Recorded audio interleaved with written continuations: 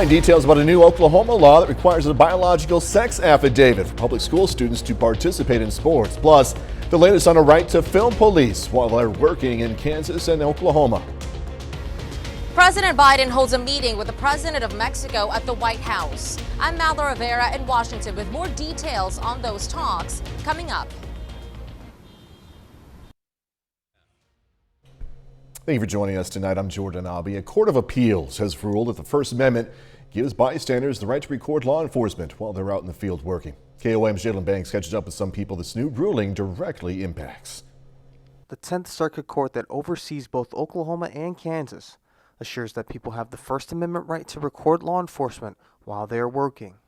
This is in light of an incident where a suburban Colorado officer kept a bystander from recording a traffic stop. To me, a lot of those interactions where an officer is either blocking that or they make an arrest like that, a lot of times to me that's the officer not being educated on or trained on how to handle that situation. So, you know, the officers, if they're trained properly and they know, like I said, it's okay to record. His only message to the public is to be courteous and keep what he describes as a safe distance. You know, if somebody's across the street and they want a video and stuff like that, as long as you're not interacting and causing issues and distracting the officer while you're doing that, it's not going to be an issue. If you are getting in the middle of something and causing problems, then the deputy's probably going to address you and ask you, hey, can you step away and get to a safe distance? An area journalist finds comfort in knowing his rights are protected. It's nice to have that judicial backing, to know that if something happens, I am backed by the judicial courts and the First Amendment rights. So that way I have a fallback if something goes south. If you get that one cop that wants to just push it further and say no, well, they've got to fight the judicial court and my First Amendment rights. Jalen Banks, KOAM News. For more on this story, go ahead and visit our website, KOAMnewsnow.com. A local organization is making sure Pittsburgh residents are registered to vote ahead of next month's elections. Today is the last day to register in Kansas, so the Women's Alliance for Voter Education was over at Root Coffee House today, helping people register and update their information. I have seen a lot of passion on both sides, very, very much passion, people's beliefs. So whatever your beliefs, I encourage you to vote, and we'll see how that goes. Voters in Kansas, Missouri, Oklahoma are going to head to the polls on August 2nd. Meteorologist Nick Kelly joining us now. First look at the forecast. The day started out cool and nice in a way. Yeah, it ended with us staying out of the 90s overall, Jordan. In fact, the numbers from Joplin Regional had us starting at 70. Actually, we hit 70 at the start of the afternoon. When the sun quickly came out, we quickly went to 89 degrees this afternoon. We were tracking, believe it or not, a good scattering of rain and storms this morning. So a good number of us got a good drink of water with the passing cold front, which, by the way, well to the south of us now. High pressure is keeping temperatures in check, and temperatures look okay, actually. A lot of us are in the mid to upper 70s right now, but lower humidity, and definitely compared to this time last night, Jordan, 9 to almost 15 degrees cooler. Unfortunately, we got to start heating things back up again going into tomorrow. We'll break down how tomorrow and the next several days look here in a few. Appreciate it, Nick. Thank you so much. Tractor trailer took out a power pole in Joplin overnight, leaving hundreds temporarily without power. Happened shortly before 2 a.m. when a semi struck a utility pole near 6th and Kentucky. The hit left a portion of east downtown Joplin pitch black. At one point, close to 400 Liberty Electric customers were without power. Smoke was visible for miles today as a vacant building burned at the 1800 block of West 7th Street in Joplin. 1800 block of West 7th Street in Joplin. Firefighters responded to the blaze around 7 a.m. Officials say they had recently deemed the building as an unsecured, vacant, dilapidated structure. After clearing the fire, crews brought in a backhoe and brought the building down. No word yet on the cause of the fire. Before leaving on a trip to the Middle East, President Biden met with the President of Mexico earlier today at the White House, discussing some of the biggest issues impacting the two countries, including the situation at the southern border, also the economy. Fox's Madeline Rivera takes a closer look from D.C. President Biden looking to display a united front with Mexico as he hosts President Andrés Manuel López Obrador. The visit comes a month after Obrador skipped the Summit of the Americas in Los Angeles over the White House's refusal to invite authoritarian leaders from Cuba, Nicaragua, and Venezuela.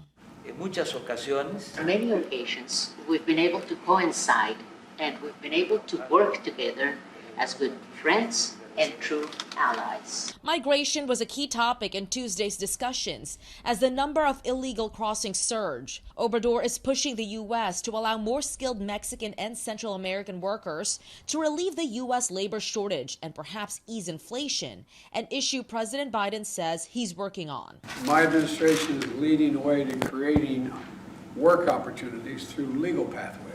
Obrador also addressed sky-high gas prices, saying Mexico is committed to guaranteeing twice as much gasoline supply to meet demand, while also allowing some Americans to take advantage of their cheaper costs. It was necessary for us to allow Americans who live close to the borderline so that they could go and get their gasoline on the Mexican side at lower prices. Texas Senators John Cornyn and Ted Cruz will be leading a delegation of Republican senators to the southern border this week as they accuse the Biden administration of not doing enough to curb illegal crossings. In Washington, Mallory Rivera, Fox News. The National Suicide Prevention Lifeline is transitioning to a 3-digit number Saturday. It's 988. The line operated as a 10-digit number for more than 15 years. Health officials are trying to reach more people because one caller out of every 6 hangs up before talking to anyone with the hotline. The new line, with more than $400 million in federal funding, hopes to cut response time. Also answer more calls, of course. More eye-opening testimony today in a hearing for the House Select Committee investigating the January 6th attack on the Capitol. Committee members heard from former Trump administration officials who described a contentious back and forth in the White House in the weeks leading up to the chaotic events of the day. Fox News correspondent Lauren Blanchard has these details. The committee laid out meetings that happened in the weeks leading up to January 6th. They allege the former president continued to push his most extreme supporters despite being told he'd lost. Virtually everyone close to President Trump all told him the 2020 election was not stolen. Former administration officials recounting a heated fight in the Oval Office, testifying former President Trump ignored those who encouraged him to concede in 2020, instead siding with those who agreed with his claims of fraud. People were making all sorts of claims, and the real question is, show the evidence. Attorneys Rudy Giuliani and Sidney Powell pushed the president to continue what the committee calls the big lie. And she says, well, the judges are corrupt. And I was like, everyone? Every single case that you've done in the country you guys lost, every one of them is corrupt, even the ones we appointed? Hours after the meeting, President Trump tweeted that it was, quote, statistically impossible for him to have lost, adding, big protest in D.C. on January 6th. Be there, will be wild. They called that his siren call to extremists. Donald Trump's 1:42 a.m. tweet electrified and galvanized his supporters. The committee heard directly from one of the protesters. So why'd you decide to march to the Capitol? Basically, the president, got everybody riled up, told everybody to head on down. So we basically were just following what he said. Former President Trump has denied all wrongdoing. The committee is expected to hold at least one more public hearing. In Washington, Lauren Blanchard, Fox News. KOAM News at 9 on Fox 14 takes this time now to honor another 4-state hero. Robert George served in the U.S. Navy from 1955 to 59. We are proud to thank and salute Robert George, native of Joplin. He's tonight's 4-state hero. Nick Kelly's next with a complete look at the forecast, and later, more than 50 high school baseball players hit the field for Pitt State's Prospect Camp. Story, of course, in sports.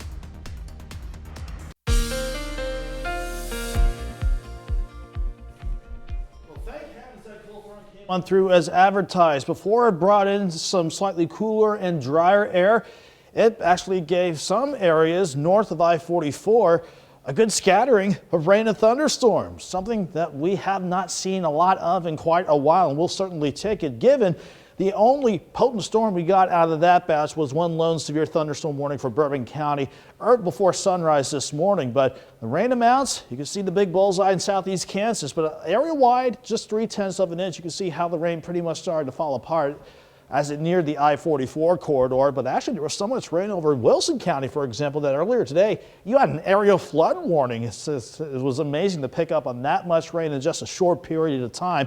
But we're well behind the front now, and we're going to enjoy a quiet night, a clear night, and temperatures in the 60s. And that is certainly an improvement compared to lows in the lower to middle 70s the past few nights, and certainly better than pushing near 100 degrees the other day. Once we did drop back actually near 70 at noon today, we pushed back into the upper 80s, refreshing with the drier air in place. But it's not going to last long, certainly with temperatures warming back up for tomorrow. Looking great from 7th and Range Line for now, though. 77 only feels like 79 with just a bare minimum dew point of about 63. Still manageable outside if you have any late errands to run. Everyone's in the mid to upper 70s now. Again, staying quiet behind our cold front, and we've got the northeast breeze in place because of high pressure. That's going to keep us quiet as well, even though it's centered over central parts of Nebraska going into tonight. Plus, it also helps with the jet stream setup. We're barely just on the cooler side of the jet. That's what will help us out for tonight before the upper ridge starts to inch back our way and trend us back upward on the thermometer for tomorrow. At least we're quiet for the rest of the night. You can see skies staying mostly clear.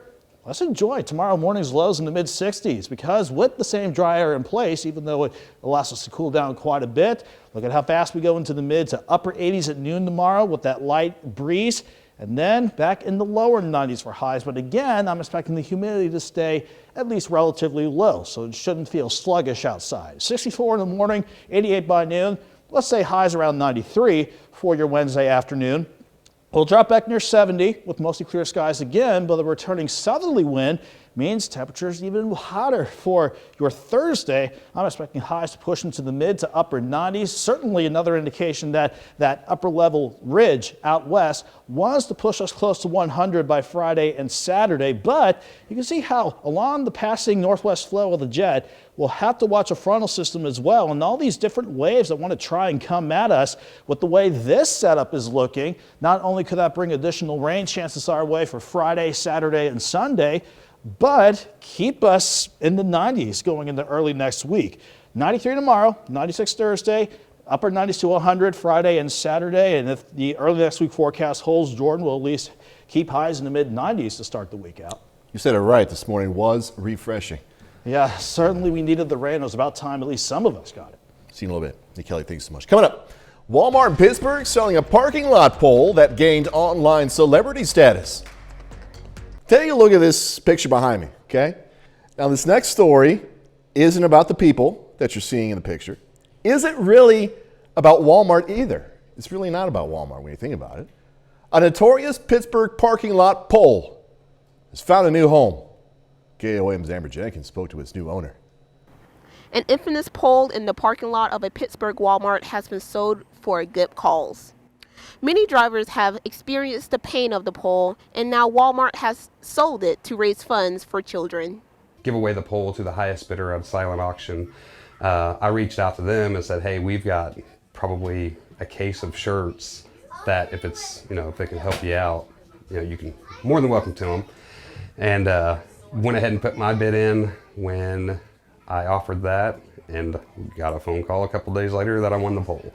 The humor and oddity of the poll has reached beyond Pittsburgh. The Facebook groups that posted memes about cars driving into the poll went viral. We actually made shirts for it right when they took it out, just as a joke. And it got to the point where, we shipped shirts to Australia, the UK, a couple in Germany too. The pole was one of the items Walmart was auctioning in order to raise money for the Children Miracle Network. All proceeds will go to helping children in the community. How much I spent on the pole, my wife was kind of...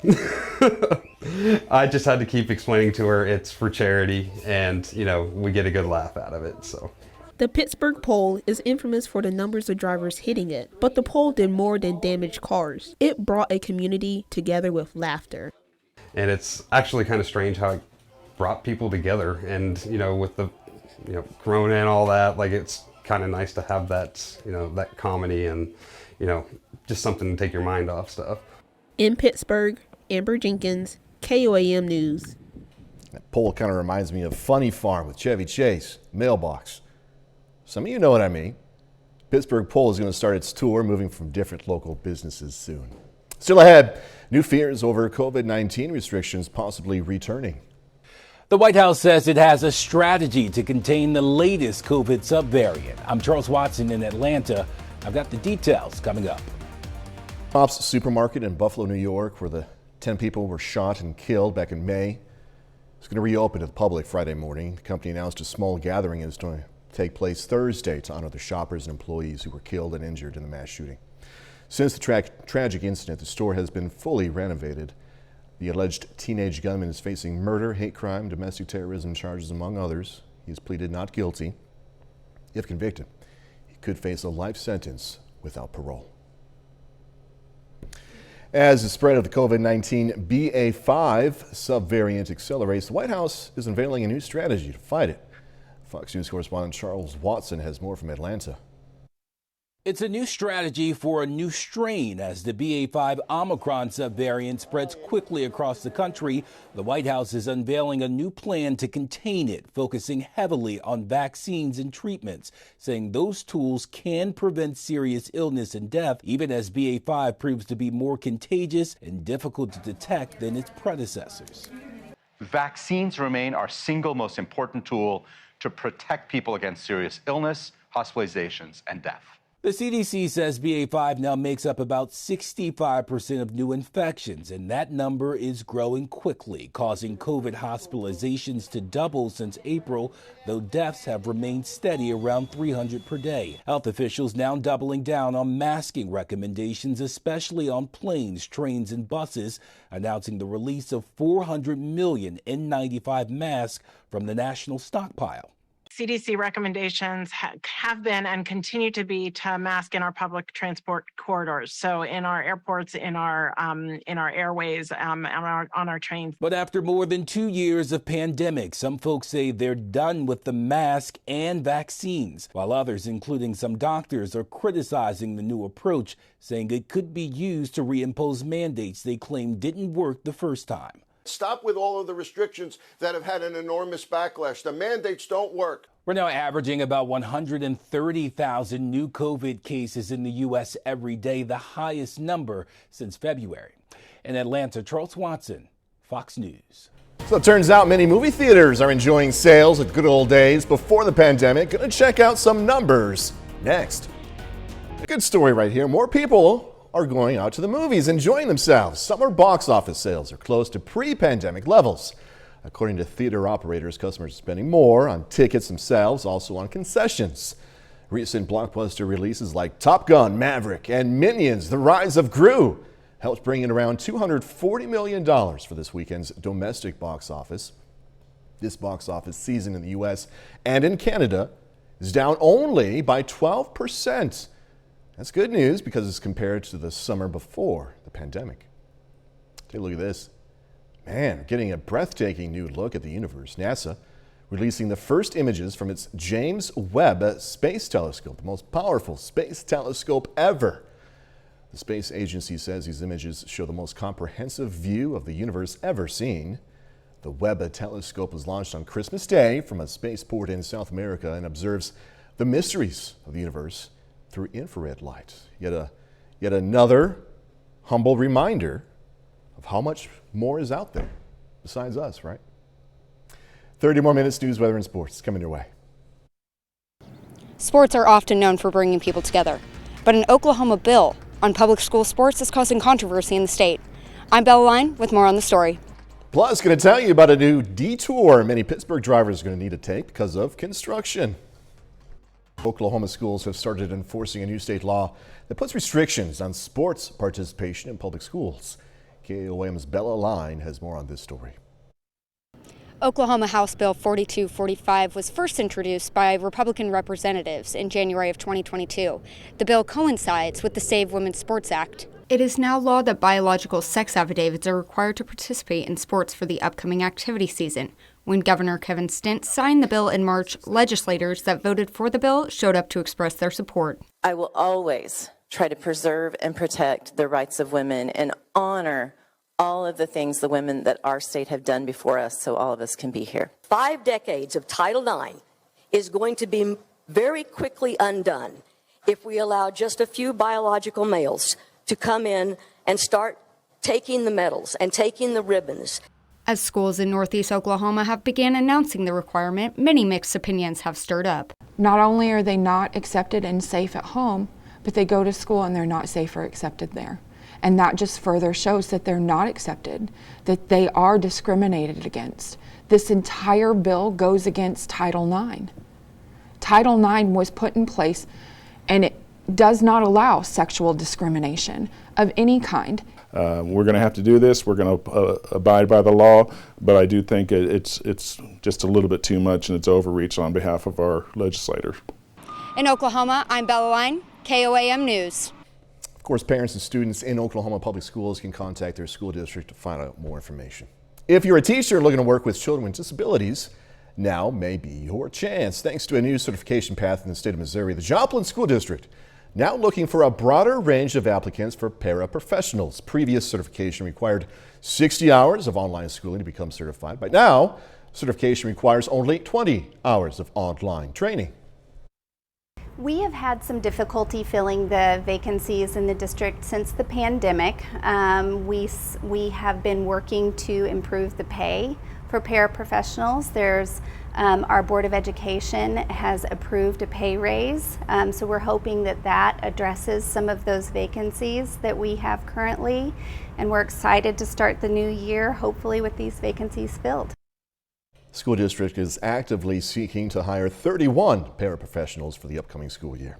Some Pittsburgh drivers who take East Quincy Street may need to find an alternate route. City of Pittsburgh today started their East Quincy Street reconstruction project. Phase 1 the project is going to permanently close East Quincy Street from Franklin Road to Taylor Street.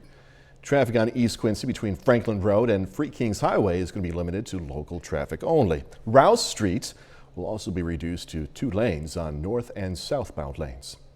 All right, a federal judge says a Subway restaurant chain, they can be sued for allegedly misleading customers about its tuna offerings. And that includes a claim the chain uses other fish species as well as chicken, pork, and cattle while advertising 100% tuna. Judge called it premature to accept Subway's argument that any presence of non-tuna DNA might result from eggs and mayonnaise or contact with other ingredients. In a statement, Subway says it, quote, serves 100% tuna and is confident it's going to prevail in the lawsuit. As states throughout the country move to try and protect abortion access, Congress and President Biden are facing growing pressure to take more action. The Senate held a hearing on the issue today, and Fox News correspondent Madeline Rivera, she's joining us again in Washington with this story. More than 2 weeks after the Supreme Court ruled to overturn Roe v. Wade, protesters show no signs of letting up. Now states nationwide are taking action to try and protect abortion access. In Michigan, a petition to get abortion rights on the ballot in November drew more than 750,000 signatures, nearly double the required amount. The number of signatures show that here in Michigan, we trust women. In Utah, abortion rights supporters are relieved after a state judge blocked a sweeping new abortion ban from taking effect. As states pursue their own measures, federal action remains limited. The Senate Judiciary Committee is holding a hearing on abortion on Capitol Hill Tuesday, with Democrats warning that state bans could spread. They are proposing bills that will turn their state borders into checkpoint Charlies for patients seeking abortions in out of state. On Monday, the Department of Health and Human Services issued new guidance protecting providers who perform abortions in emergency situations. Pro-life advocates are pushing back. As a constitutional matter, I don't think a congressional attempt to mandate abortion would be upheld in court. And as a policy matter, it's a horrific idea, and I think we should be embarrassed that the United States is even considering something like that. Senator Durbin says they plan to hold more hearings on abortion in the future as President Biden faces growing pressure to declare a public health emergency. In Washington, Madeline Rivera, Fox News. A bit later, some discounts during a time of record high prices for nearly everything.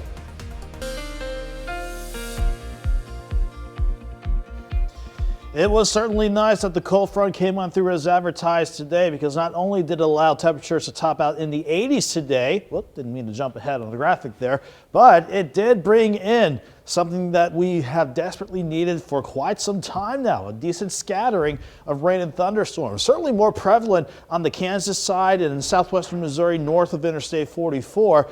Of the rain that we did see today, area-wide, the average rounded out to about 0.3 of an inch according to radar estimates. So if you want to talk about where the big bullseye of rain has been, 0.8 of an inch for a good portion of southeast Kansas and almost to I-49, especially in parts of Vernon County. In fact, there was so much rain over Wilson County earlier today. You actually had aerial flood warnings since you had so much rain within a short period of time.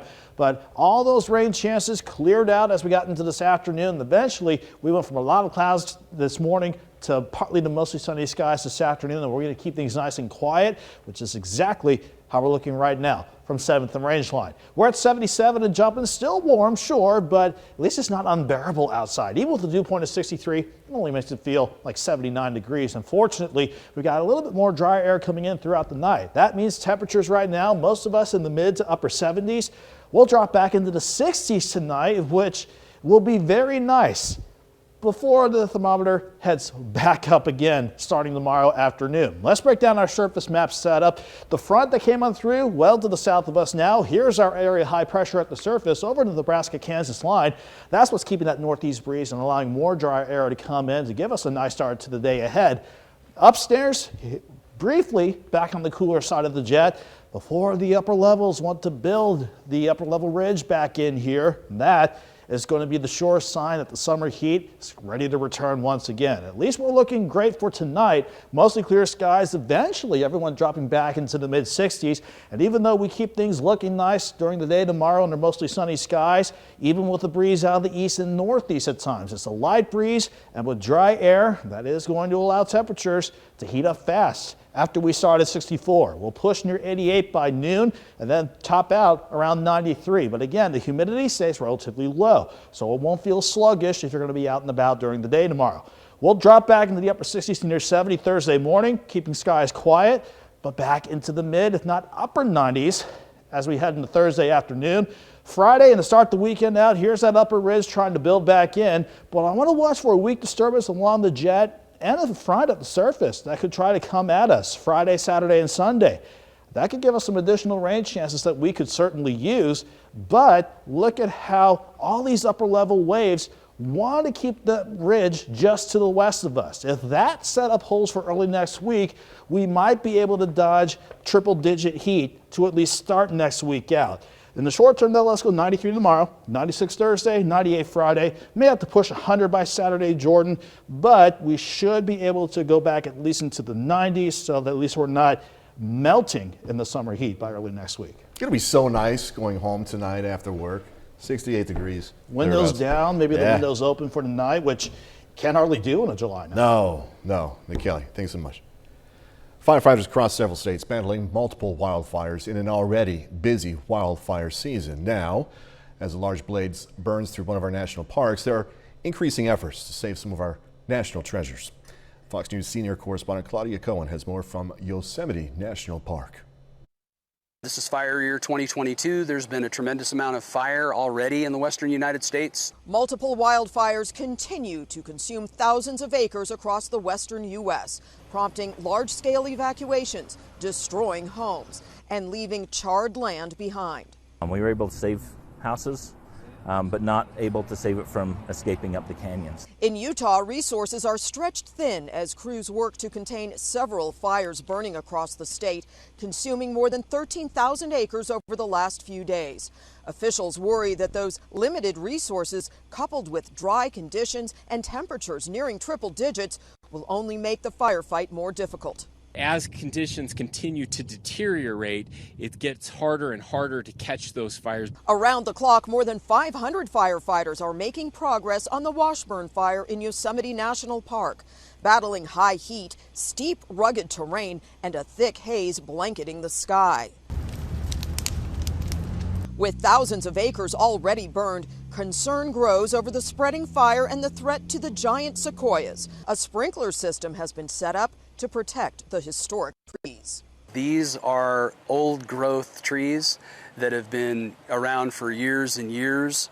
They've been a part of the national park here for years and years, and they're beloved by the visitors that visit them. There were no lightning strikes in the area on Thursday when the Washburn fire sparked, so it is human caused, though exactly what started this fire is under investigation. At Yosemite National Park, Claudia Cowan, Fox News. All right, coming up in sports, Kansas City Royals aiming for their first 4-game winning streak of the summer, plus local baseball players aiming to stand out at a Pitt State prospect camp. Jacob Leonard has that and more next.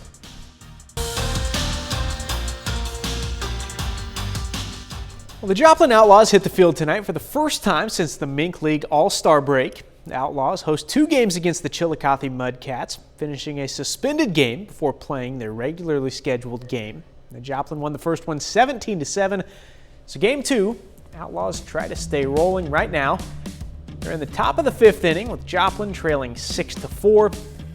Former Pittsburgh Purple Dragon Caden Bressler is 2 for 3 on the night for the Outlaws with an RBI. Well, Pittsburgh State Baseball hosts a high school prospect camp today at Al Ortolani Field. And more than 50 players showed up this morning to show what they can do and get evaluated by local college coaches. Bounce around. We're watching every little thing we do. Let's start out really good. Let's keep it rolling. We got a great group out here today. We're going to put them through a pro-style workout this morning, then come back out and play some games. I really would like to go to the next level and play. I really just want to try to, get my name out and try to show these coaches what I can do and hopefully maybe get in contact with some guys. So, howdy, baby. I just came out here to show my abilities to play baseball and look for a spot for me to play at the next level. Oh, it would mean a lot. I mean, that's my dream since I was, 5 maybe. So it'd be awesome to play at the next level. As long as he didn't hit the pitcher, he's out. It's a huge recruiting tool. Not only are we recruiting, we have Butler County, Labette, and Coffeyville here today. So we got other schools here. We're getting to see our whole staff is here. Their staffs are here, and they're getting in front of a lot of people today to hopefully make themselves better and get themselves looks. They'll get a full form evaluation of all their readings and what we think of them as a hitter, think maybe something they can improve on. If I'm thinking about messing up, I'm probably going to mess up more than I need to. Okay, just relax, have fun. Hi, boy, Colt. I've been hurt lately, so it's an opportunity to show them what I can actually do because I've been hurt and I haven't been able to show my coaches or anybody around what I can actually do. Throw a strike. Baby. I miss baseball. I haven't seen my guys for a month and a half. When players aren't here, I get a little rusty at this stuff. Miss them. It's good for us to get out and meet these guys and get to know them. Even if they don't show up at Pitt State right off the bat, they might go to a junior college and we'll be recruiting them again. And we save our notes. We kind of know who they are and just the personalities. When we go to games, we're going to know who they are. They're going to know who we are. Moving on to the major leagues tonight, St. Louis Cardinals open a 4-game series against the Dodgers. The Cards have just 6 games remaining until the All-Star break. Looking for their 3rd straight win tonight. St. Louis leads this one 6-5 right now in the top of the 8th inning. Albert Pujols is 1 for 3 on the evening with a solo home run. On the American League, Kansas City Royals have a chance for their first 4-game winning streak of the season tonight. They're at home for Game 3, the 4-game series against the Tigers. The Royals right now are down 7-3 in the top of the 8th. Andrew Benintendi is 1 for 3 for Kansas City with an RBI. That's it for sports. We're back with more news after this. Amazon Prime Day is here, lasting 2 days. Fox's Lydia Hu has a first-hand look at what's happening behind the scenes to get those orders out for what may be an indicator of customers' ability and willingness to spend. It is Amazon Prime Day, and we are getting a behind-the-scenes look at this massive New Jersey fulfillment center on one of Amazon's busiest days of the year. Here is just a small slice of some of those packages in progress. This facility alone will ship 800,000 packages across the country. That's 30% more than the typical volume. Now, every year since Prime Day started in 2015, sales have grown, but this year, raging inflation is set to test the consumer appetite. Amazon's strategy is to offer more discounts on everyday products rather than big ticket items. So what you're going to see is from devices to diapers, we have deals. In fact, diapers and wipes are 30% off today. So we're really encouraging people to get out there and make sure that they're looking at all of those everyday items, toilet paper, toothpaste. It's not just about these big ticket items. Now, Amazon is not only contending with 40-year high inflation, but also other retailers that are trying to get in on a slice of the pie. Target and Bed Bath & Beyond offering major sales events right now. Walmart offering discounts on thousands of products. So it's not really a question of where the consumer can spend money right now, but this is a test of whether the consumer can spend money right now. Reporting from Robbinsville, New Jersey at Amazon's Fulfillment Center, Lydia Hu for Fox Business. A new horror action comedy coming to Netflix. That and some other Hollywood news coming your way. Popular Whodunit series is returning with more episodes. A famous family giving fans a glimpse at what's next. I personally don't care what's next for them, but whatever. Here's Fox's Ashley Dvorkin with the latest from the Hollywood Nation. It's going to be a hot one in Los Angeles. An Oscar winner slays vampires, a famous family makes an announcement, and a popular murder mystery series gets renewed in the Hollywood Nation. This sends the investigation into a whole new direction. Steve Martin, Martin Short, and Selena Gomez will be staying at the Arconia a little longer. Hulu renewed its hit comedic murder mystery series, Only Murders in the Building, for a third season, 3 weeks after the second season premiered. Okay, season 2, here we come. Hulu also revealed the premiere date and a first look at season 2 of The Kardashians. The famous family returns September 22nd and teases viewers about the new romances, challenges, and successes they will navigate through the upcoming episodes. I have loved Tanny Tucker since I was 8 years old. Today's first looks also include Grammy-winning singer-songwriter Brandi Carlile helping her musical hero make a comeback in the trailer for The Return of Tanya Tucker. The film chronicles the life and career of the country music legend, as well as her journey back to the top. Hey, don't you puke in here. I swallowed it. And the trailer to Netflix's new film Day Shift features Jamie Foxx making money killing demons. He plays a blue-collar dad whose day job as a pool cleaner is a front for his real source of income, a vampire hunter and killer. Dave Franco and Snoop Dogg also star in the horror action comedy premiering August 12th. In Hollywood, Ashley Dvorkin, Fox News. That'll do it. That's our time for tonight. Thanks so much for joining us. Going to leave tonight with video of a pygmy hippo over at the Brookfield Zoo near Chicago. Be safe. Do this all again tomorrow. See you then.